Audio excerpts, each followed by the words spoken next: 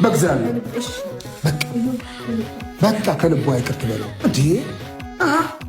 ይቅርታ ካልሆነ ከልብ ይቅር እንባባል ችግር አለ ማለት ነው። አሁንም በቃ እንዲህ ያለ ነገር ነው ያልፈልግም እንዴ? በቃ እንዴ? አዎ ቁጭ በል እነዚህ ልጆ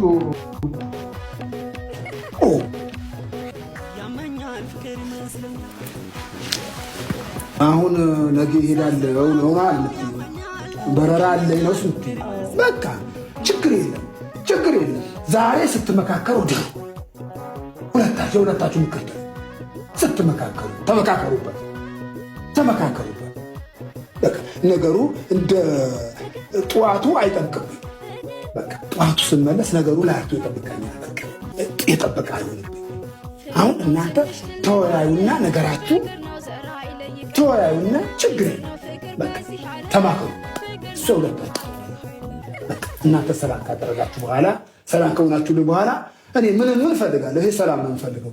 ከዛ ሁለታችሁ ምክር በቃ ችግር የለም።